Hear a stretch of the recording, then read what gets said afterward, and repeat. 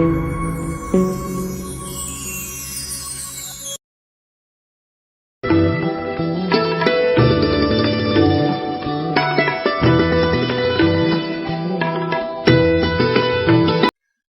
बात यहां आती है, साहेब के दरबार में कमी काहे की ना, अंसा मौज नहीं पावता है तेरी चूक चाकरी मां। इस सच्चे दरबार में कबीर परमात्मा की शरण में कमी काहे की ना, किसी प्रकार का भी अभाव आपको नहीं रहेगा जो आपके लिए आवश्यक होगा। और आप जी को वो प्राप्त नहीं हो पा रहा है, परमात्मा आप रजा नहीं बख्श रहे हैं, तो आपकी चूक चाकरी में, आपकी कोई सेवा में, आपकी श्रद्धा में कोई चूक है, उसको सेट करो। और फिर देखना कैसे कई भोले व्यक्ति क्या कहते हैं, जी आपने जोत बोला था, मैंने जोत भी चढ़ा दी, आप जी ने पाठ के लिए कहा था, मैंने पाठ भी करा दिया, और मुझे कुछ भी लाभ नहीं हुआ। पुण्यात्माओं, ये तो हो नहीं सकता कि कुछ भी लाभ ना हो, ये तो वो कहेगा तो भी हम नहीं मान सकते। उसके कारण ये हो सकता है कि उसमें कोई मर्यादाहीनता हो, वो दूसरी बात है। फिर भी आप जी ने जैसे परमात्मा की साधना शुरू की है, कई भक्त कहते हैं हमने सतनाम भी प्राप्त हो गया है, हमने 8-9 महीने भक्ति करते भी हो गए हैं, कोई विशेष सा लाभ नहीं महसूस हो रहा।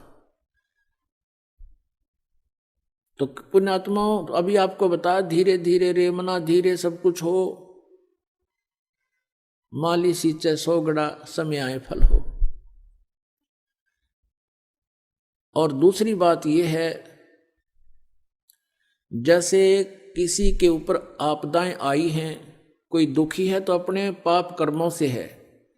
पिछले जन्म के पाप कर्मों के आधार से आपका प्रारब्ध बना है, वो प्रारब्ध के दुख, वो पापों का जो संकट आपके ऊपर मंडरा रहा है, आपको परेशान कर रहा है, तो उसके लिए आपको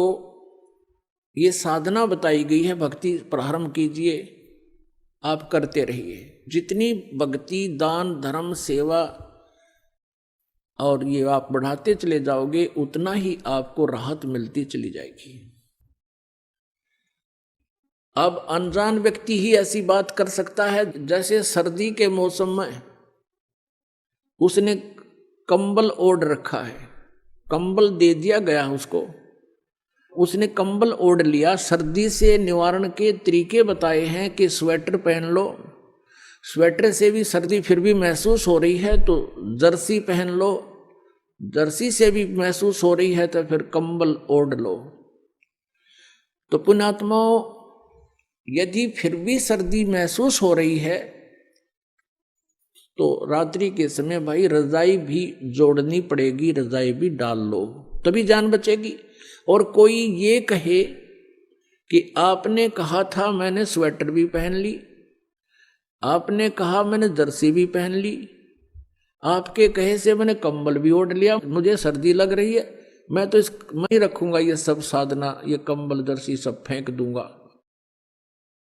तो ये बातें महामूर्ख कर सकता है या किसी ने नशा कर रखा हो। तो ऐसी सचीठी है उस व्यक्ति की जो ये कहता है कि आप जी ने ये साधना बताई, मैं उसको भी कर रहा हूँ, ये भी बताई उसको भी कर रहा हूँ, और अभी भी मुझे पूर्ण लाभ प्राप्त नहीं हो पा रहा। तो उसके लिए वो कहता है जी फिर मैं तो नाम छोड़ दूंगा, मेरी दिल करता है मैं साधना त्याग दूं। तो साधना त्याग देने से तो फिर क्या होगा, जैसे कोई कहे मैं तो जर्सी भी निकाल के फेंक दूंगा, कंबल भी फेंक दूंगा, मुझे को राहत नहीं मिल रही, तो नमूनिया होकर मरेगा। फिर उसका ये कोई तरीका है उसको उतार के फेंक दूं, उसका तरीका है कि और एक कंबल और जोड़, बल्कि इसी तरीके से जान बचेगी। यानी भक्ति, आप अपने मंत्र का जाप और जितना भी ये हवन आदि के लिए, ज्योति के लिए जो भी आप कर सकते हो सामर्थ्य अनुसार इसको बढ़ाते चले जाओ, इसी से आपका जीवन सुरक्षित होगा।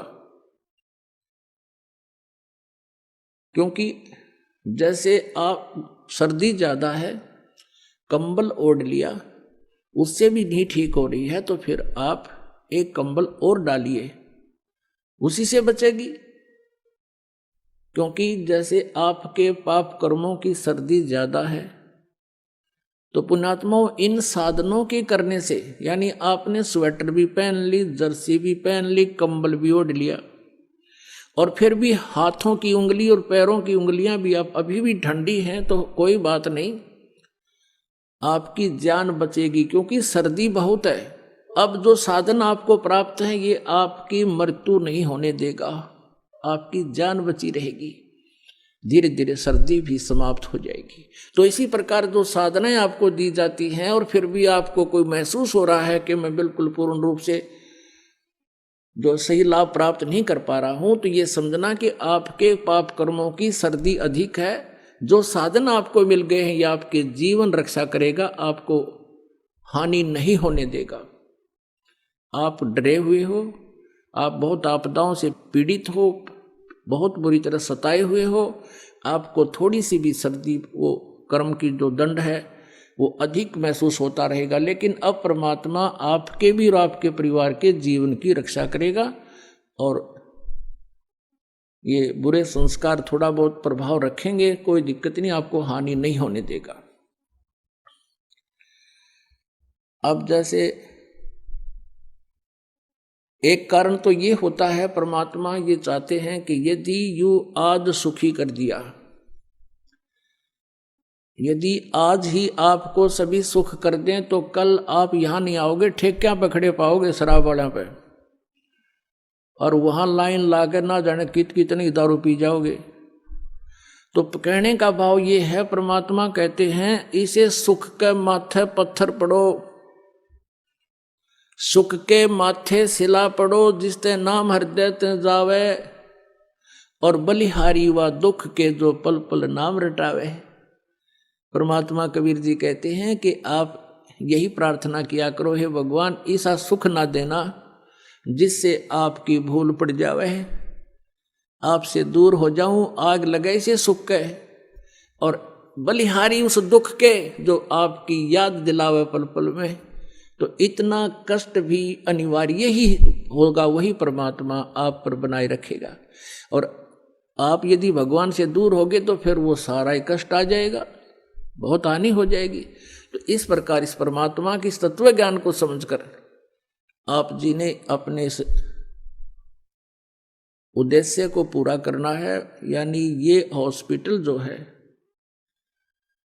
जन्म और मृत्यु के रोग को काटने वाला है। जब तक ये रोग आपका नहीं कटेगा, आपको सुख प्राप्ति नहीं हो सकती।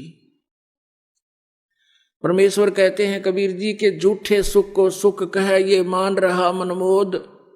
ये सकल चबीना काल का, कुछ मुख में कुछ क्रोध है।